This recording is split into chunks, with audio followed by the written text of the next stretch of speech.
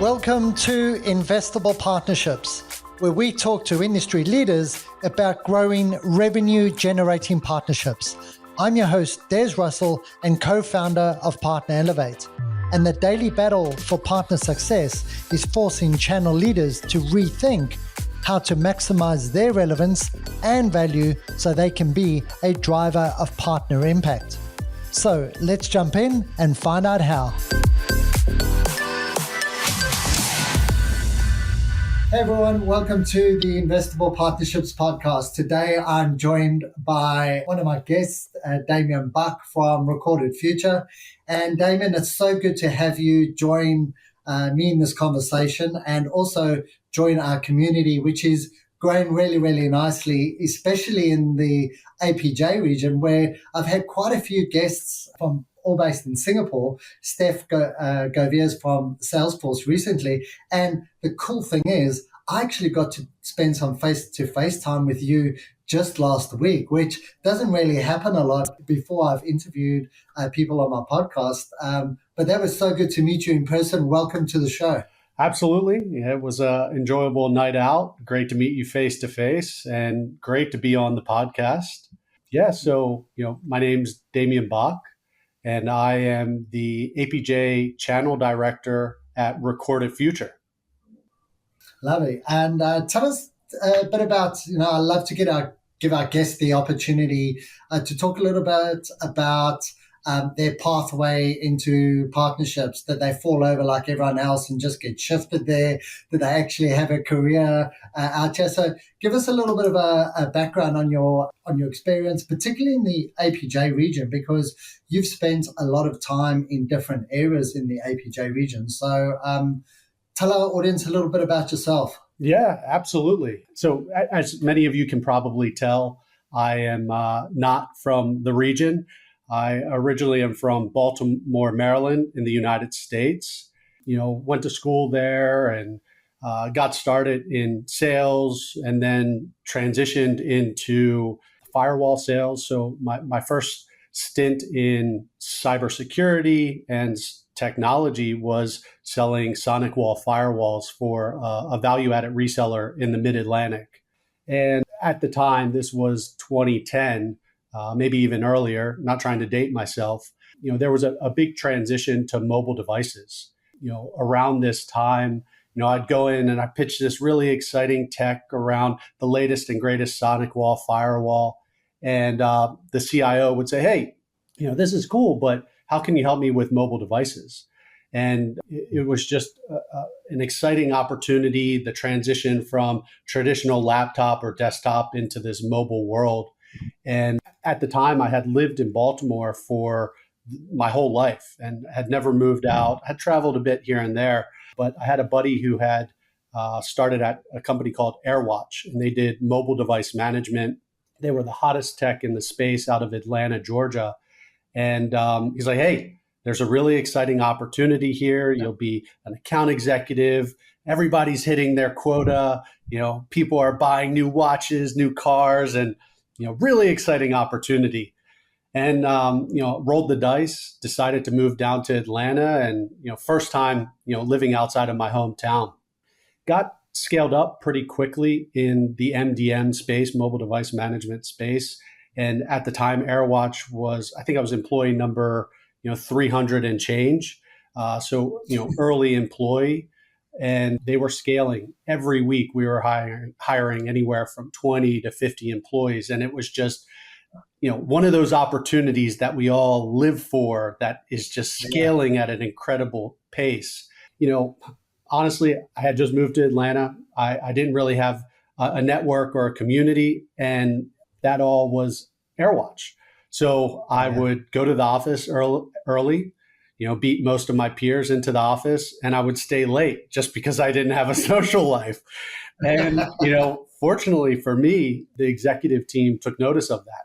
So one morning, I'm in early and the CEO, John Marshall, comes up and taps me on the shoulder and says, hey, Damian, we're scaling operation into Asia. How would you like to move to Singapore?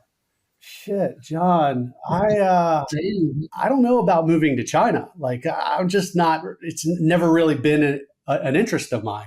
And he kind of chuckled and said, Damian, do some research over the weekend and, get back to me on first thing Monday. So he walks away and I Google search Singapore and I'm like, oh And my it's not in God, China. come on, Damian, like know your geography a bit better. But again, it's this, little town guy, expanding into the world. And, next thing I know, I'm one-way ticket out to Singapore. I'm a team of two. We grew the business to about 30 employees. I was looking after the mid-market resale across Southeast Asia. And with that, building relationships with channel. It wasn't a pure play channel play or role. Yeah. It was very much mid-market transactional velocity motion. And in that, nurture and develop the partner ecosystem. And at the time, it was very frustrating because we had a direct sales motion and then we would transact through partners.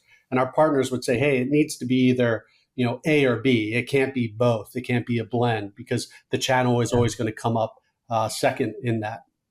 So was that your first? Was that the first time you had kind of worked with partners, or is this your first kind of? Or were you doing that in Atlanta? Yeah. So in Atlanta, it was primarily a direct sales motion. I mean, we were just going at the pace of business, and business was changing and adopting, every month. It wasn't even quarterly or annually. It was every month.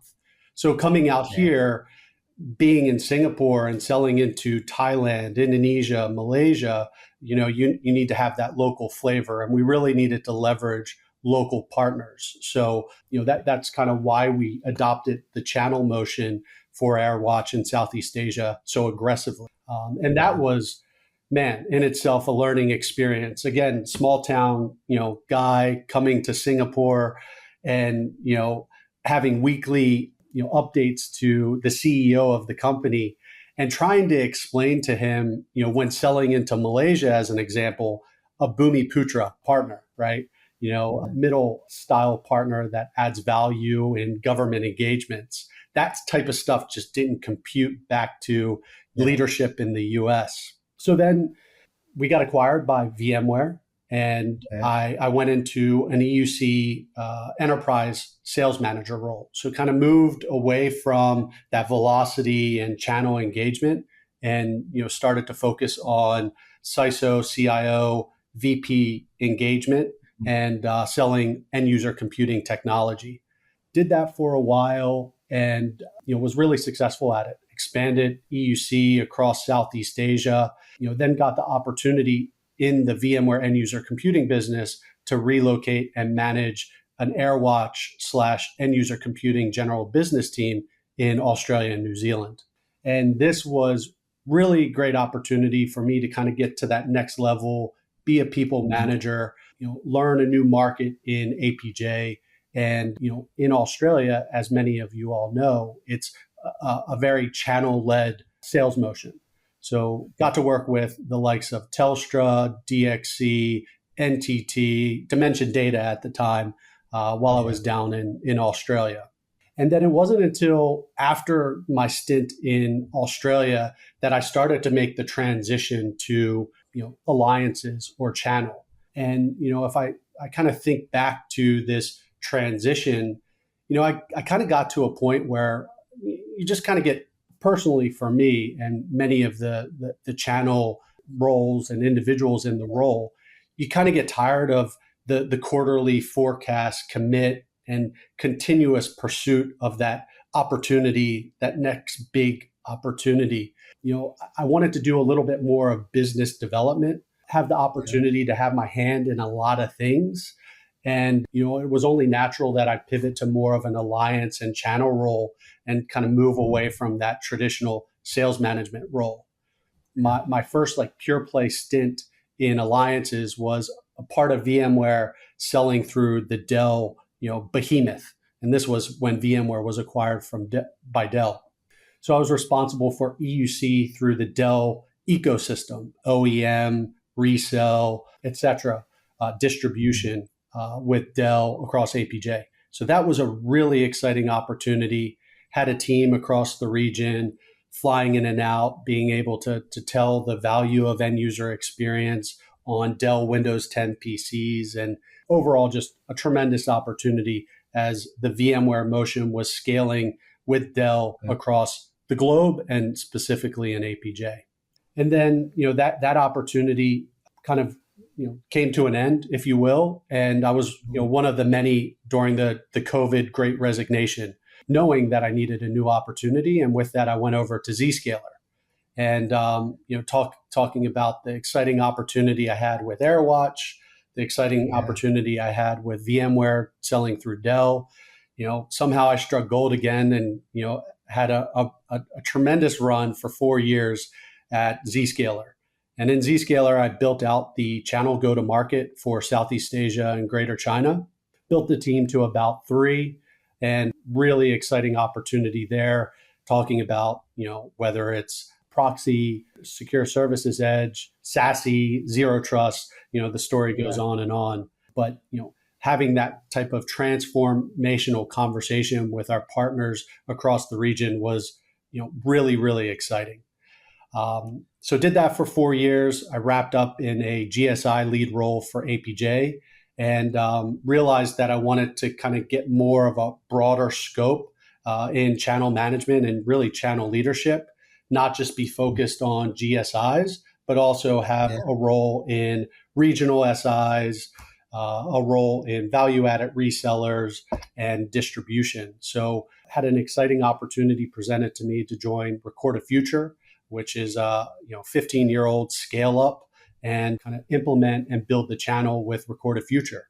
So I've been there at 7 months. I've been there for 7 months, and every day is an exciting new opportunity within Record a Future. Right. So I think of myself as being lucky 4 times in a row, picking the right company at the right time and being able to add my talents and expertise to scale the business. Man, that is just an amazing, amazing pathway for your career. And I think that's why I love being, people tell me I'm really picky about who I bring on to the Investible Partnerships podcast, but I'm picky specifically because if you have to take your timeline and you have to take everything you've just said and put that on a timeline and identify the role, identify your accountabilities, your responsibilities. Everyone who listens to our podcast could probably put themselves on that same timeline. Yeah. And some haven't moved, some are stuck there, some are quite happy to be there.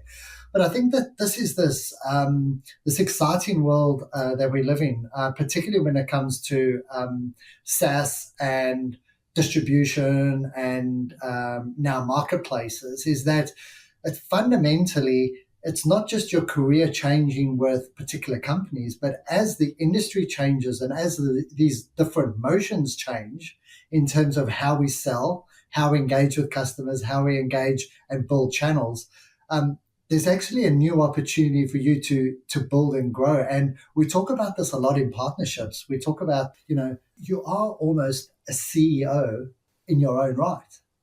You need sales skills, you need marketing skills, you need the hardcore pick up the phone, I need to sell you something, or you need the soft touch, look, we're not going to take this deal with you, we're going to go direct, or actually we're not going with you as a partner, we're going with some other partners. So it's just a tremendous, that story that you've got is just so tremendous. I want to I think there's a lot to pick out there, but let's quickly talk about Record a Future, because actually in the last couple of months, when you say you've kind of been a good omen, maybe everyone needs to hire Damian if they want to get acquired, because Recorded Future has just gone through some big news. Tell us about that. Yeah, really exciting time at Recorded Future. So I guess about a month ago, it was announced that MasterCard would be acquiring us for $2.67 billion.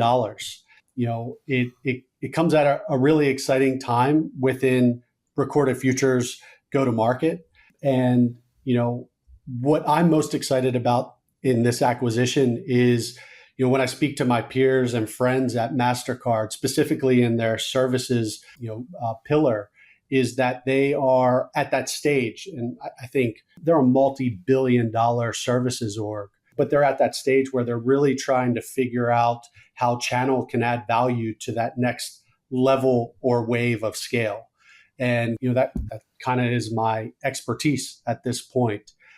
So I'm really excited about how one Recorded Future can improve the security posture for not just our customers through this acquisition, but further MasterCard customers, and then also the opportunity to embed our ecosystem into the MasterCard operation, because it's the potential and possibilities are endless when you have a brand name like MasterCard and a tech like Recorded Future. So in true early acquisition announcements, the information is fairly limited, but I'm hoping by Q1 there'll be more around what that integration, what that partnership, et cetera, looks like. But the net is very positive for both organizations.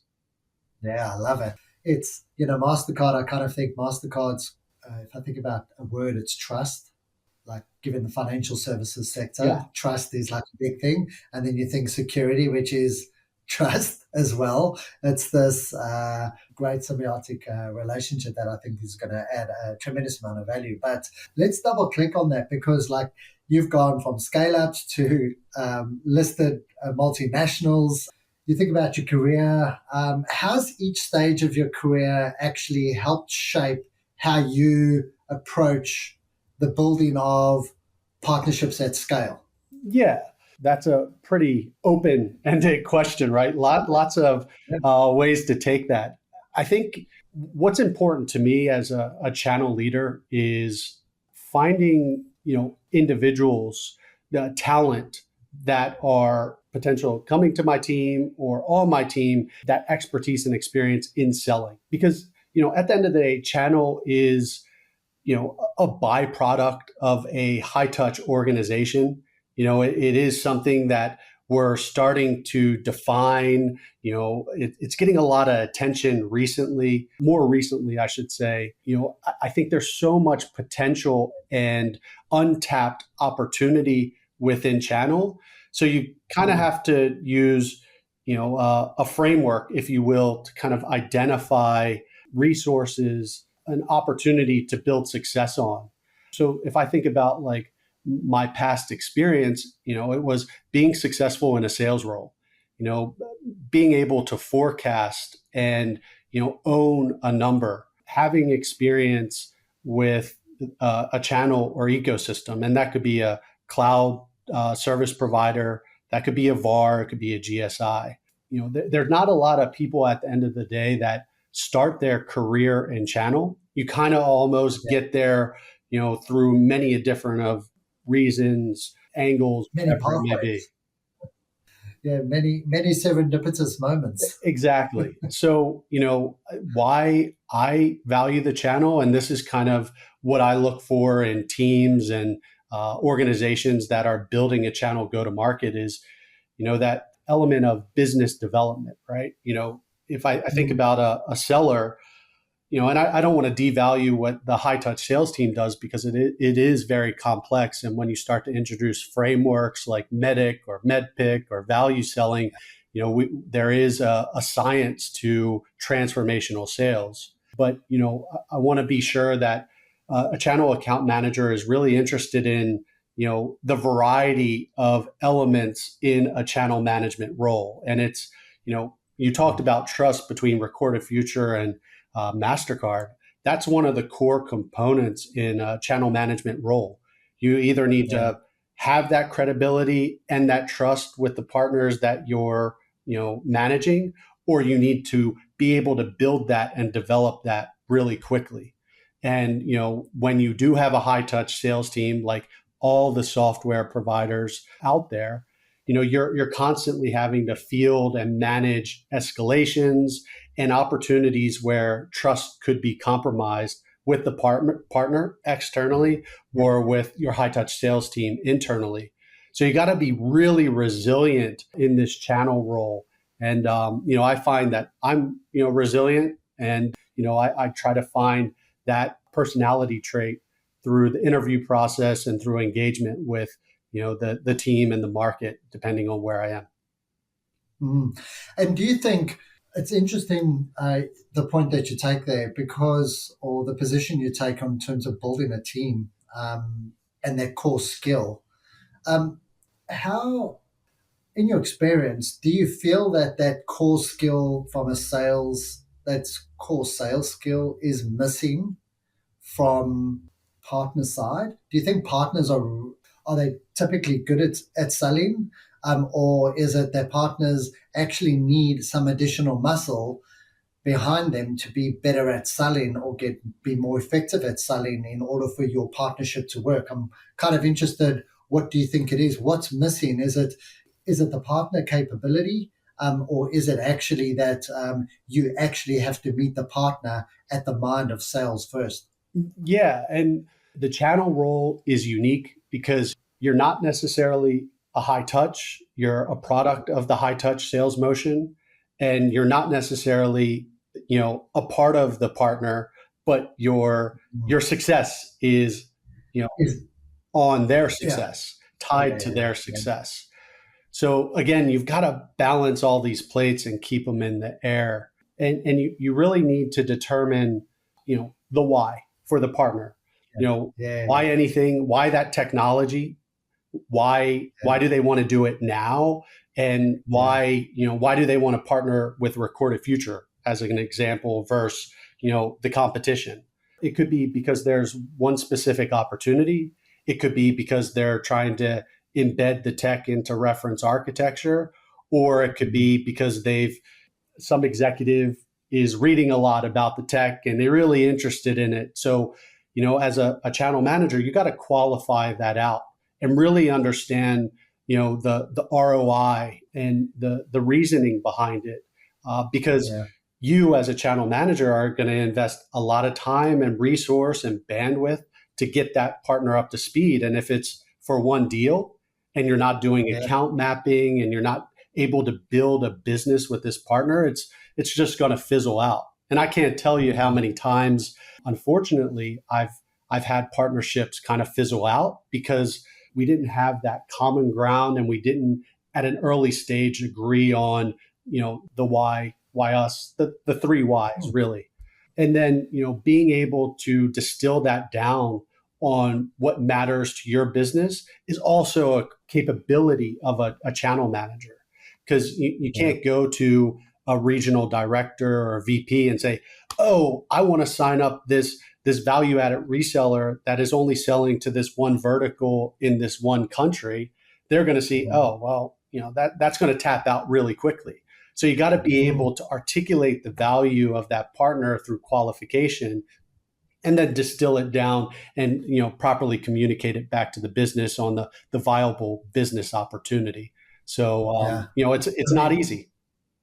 No, it's not. But I think you've got a bit of a framework, though. I think you've got the why. You started to talk about the why. So let's talk about the alignment of stakeholders. Yeah. Okay. In this channel vendor relationship, how do you think about that alignment? Do you have a process that you run through, or a little bit of a framework that you run through in terms of how you create that alignment?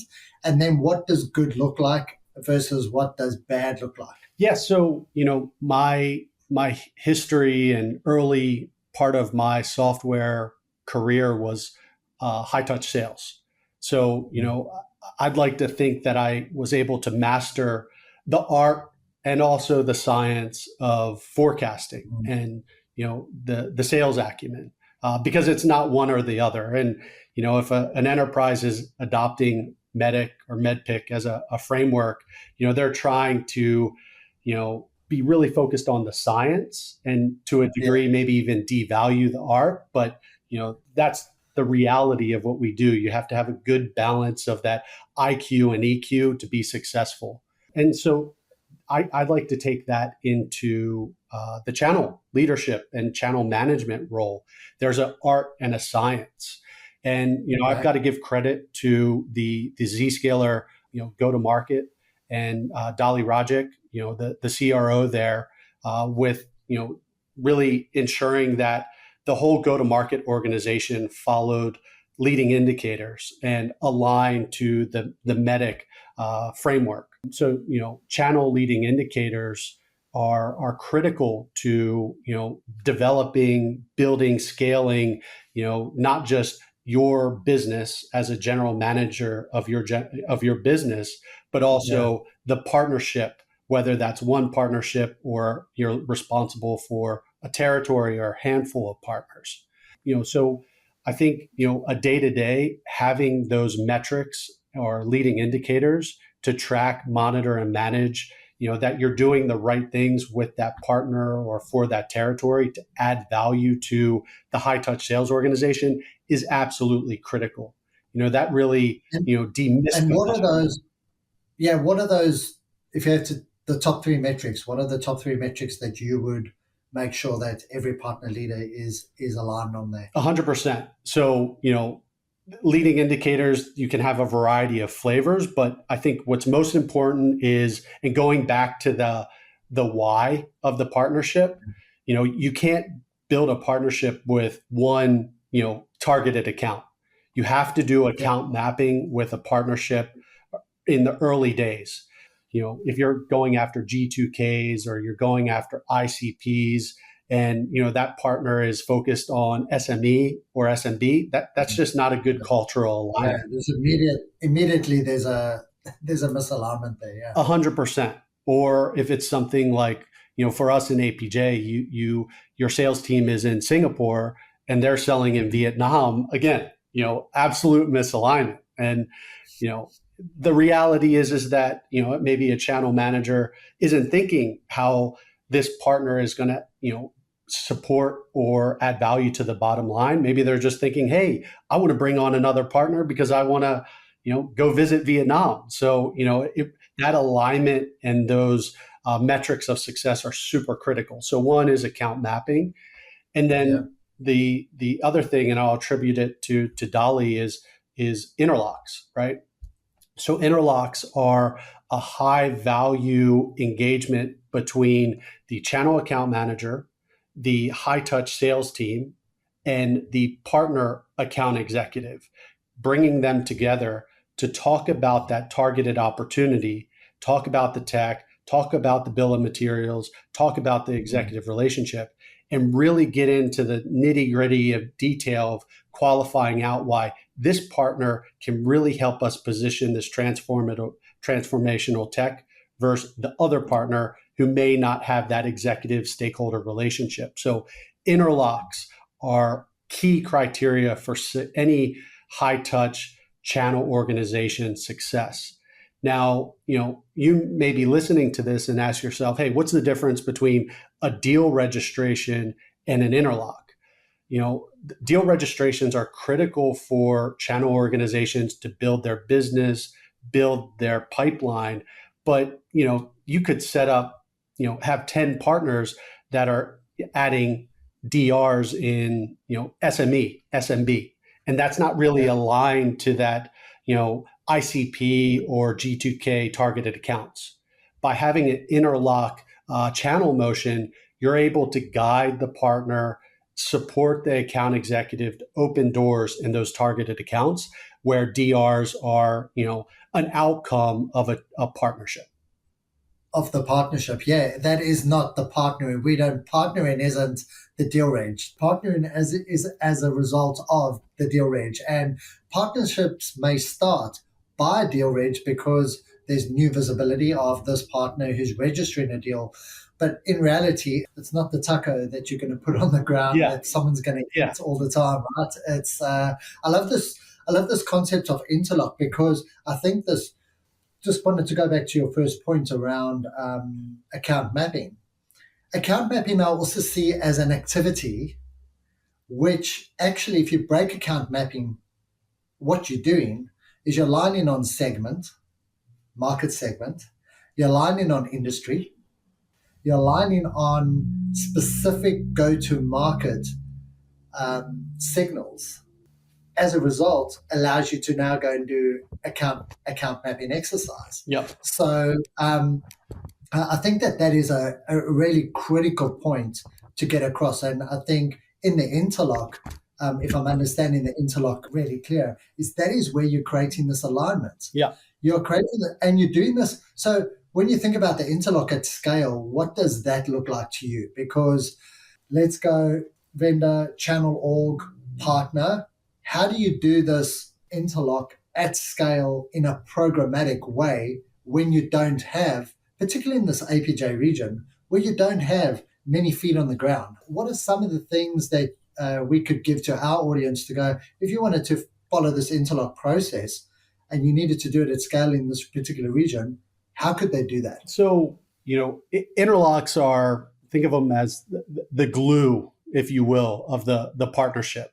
Because interlocks, let's use an example. New partner comes on board, you've done the account mapping. Hey, let's do an announcement, let's do PR, and let's do an event. And, of course, the partner doesn't want to lose face, and they invite their whole book of business. And, everybody comes, there's no deep conversation. It's just presentation and, contacts are left and, then it's the next day. So in that, you potentially get a lot of leads, but the contents or the kind of the value of that marketing event is very superficial. They came, they saw a presentation, and onto the next. What do we call it? Vanity. Yeah. Vanity metrics. Yeah, yeah. So CROs hate vanity, and some other people love it. It's going to check a lot of boxes. Hey, we did a marketing event. Hey, we got a lot of attendees. Hey, BDR, you can follow up. But really, with the interlock, and kind of to answer your question at scale, it's preparation in the lead up to that event. So here we're going to invite these 50 customers, but really 5 of them are the ones that we see that 7, 8, 9-figure opportunity, whether it's short term and long term. What are you doing with them? Who's going to attend? What moves the needle? What's their interest? Like let's kind of map out at a more deeper and intimate level on how we're going to have this and carry this conversation with this attendee. While the other 45 attendees are, tremendous value to the run rate of the business, the 5 are the ones that are going to help build that $1 million plus style pipeline. So then when you do that at scale, I think the most important thing is having those targeted accounts. You as a high touch organization, in many examples, some organizations don't have that targeted account or that ideal customer profile. And that's critical to get to as you introduce a channel go-to-market motion, because you don't want that SME if you're not ready to service that velocity, because it's going to take you whatever your sales cycle is to sell an SME customer as it is going to take you and sell into a tier 1 enterprise. So you got to really weigh your options. And if you don't have that targeted account list for that programmatic interlock motion, you're just going to burn a lot of oil. So it's critical at scale and programmatically to have those targeted accounts and the ideal customer profile. Oh, love it. I love it. It's such a good concept. And so did you say interlock is something that came from Zscaler, your time? Yeah. That's a Zscaler terminology. So that's 2, account mapping, interlock. And then the last thing, really, back to the executive engagement and really building that partnership and ecosystem at scale. Channel is supporting and a part of the high touch go to market. So in order to ensure success with your high touch sellers, that executive alignment within the partner at an early stage is super critical. For all my channel account managers, that's one of the key criterias in the business development plan or the partnership plan is what does their org structure look like and how does it map to our org structure and where are the relationships being built? Because you can't build a successful partnership, in any segment if you don't have that regional director or VP's alignment and support, because ultimately they're partnering with their business, their kitty with this partner. And if there's no alignment, it's, that partnership is good as nothing. kind of reminds me, or bring it back to something practical that we do in our programs at Partner Elevate, and that is there's this, we call it a game plan. We call it the game plan. It's actually about moving from view of this information, this interlock process that you call, all these 3 points that you have identified, and interlock is one of them. There's actually 3 key components that we think any vendor needs to help their channel understand in order to start to unlock some of the scalability. The first piece is this: when you talk strategy, we call it economics. What are the economics of the vendor or vendors in the solution that are the key drivers to why they are making certain investments and they have certain go-to-market strategies? So what's the economics of the vendor? Tell your partner that this is how, not about, we're not talking shareholder revenue here. We're talking about what drives our business. Where are we scorecarded? What are the things that we actually care about? The second piece is about mechanics, the mechanics of the organization. How do you position yourself, or what does the mechanics of the organization look like? Talk about your high-end sellers, talk about the strategy side of things. How does the economic piece fit together? So the economics, then you got the mechanics. And with economics and mechanics, what you actually build in your partners is what we call intuition. And the intuition is where partners can see where you are taking, the Wayne Gretzky, go to where the puck is going, not to where the puck is. The intuition is, those 2 things are really key for vendors to help partners understand where they are actually heading and build their own intuition. It's the 1 + 1 = 3 in scenario, but those 2 things are so critical. And I see a lot of linkage between what you're saying and that piece of actually vendors just help your partners understand these things. Absolutely. Yeah.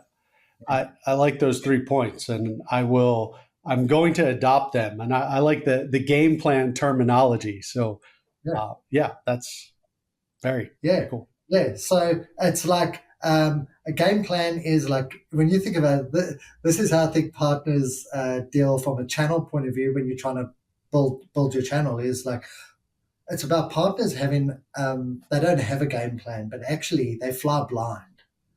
They're like, yeah, you're a vendor, you want to sell this, but actually, why are you making all these decisions around this thing? Why are you asking us to sell the take cybersecurity? Why are you asking us to lead with a consultative piece around Essential 8 or whatever your localized security piece is as well? So yeah, I love it. Absolutely loving this conversation, man. I need to ask you, what's one piece of advice you've got for a new leader who is looking to start to work with a localized partner in region where they don't really have all the right support for their partner, particularly in localizing the way that partner needs to work within that particular environment? Certainly not an easy question. You didn't tee it up for me, Des. Look, it's not always about the partner, right?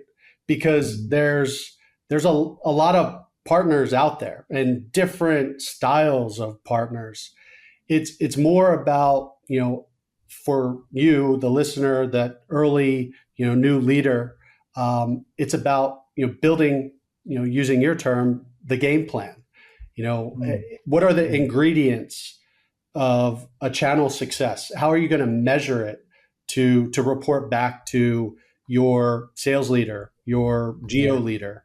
You have to be clear on what success looks like and almost work backwards from there. And then once you have that and how channel can add value to your organization, then you can start to determine what type of partnerships fit for, your enterprise.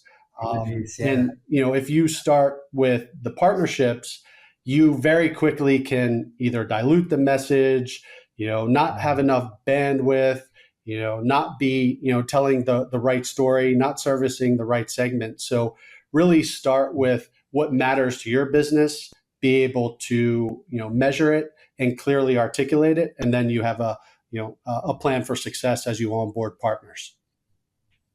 Man, that's so good.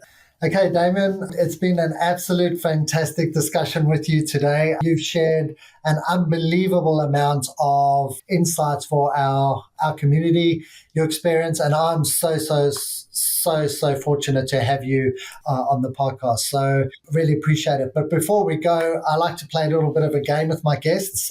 This is the surprise that they get. There's no winners. There's only winners. No, there's definitely no losers. Yeah, you can't get it wrong. I'm going to ask you, it's called Partnerships Fast Five. So I'm going to ask you 5 questions, and I just want you to finish whatever comes to mind. Finish the sentence for me. Okay. So ready to go? Yes. Okay, first one. Partnerships thrive on? Trust. Partnerships embody? Partnerships embody collaboration. Through partnerships, you can? Make a lot of money. I love it. You said the first thing that came to mind. So I love it. That's why CROs love you, man. Partnerships spark? Partnerships spark, relationships and, again, collaboration. Love it. Last one. Partnerships succeed through? Partnerships succeed through measurements of impact for success. Love it, man. Damian, thank you. Thank you so much. For our audience and our listeners, you've got a lot of insights and a lot to share. And I know our guests their LinkedIn profile jumps up with views after we post and publish the episode. So how best can our audience get in touch with you? Yeah, LinkedIn, search me, Damian Bach. Certainly open for one-on-one conversations. I wouldn't be where I am today without the right mentors, the right network, and individuals that wanted to invest time with me. So please reach out. Happy to help where I can, and looking forward to those future conversations. Awesome, Damian. Thank you so much, and appreciate the time. We'll catch you in Singapore soon. Absolutely, mate. Thank you. This was great. See ya. Bye. Thank you for listening to Investible Partnerships. Subscribe wherever you listen and visit investablepartnerships.com for the transcripts of today's show.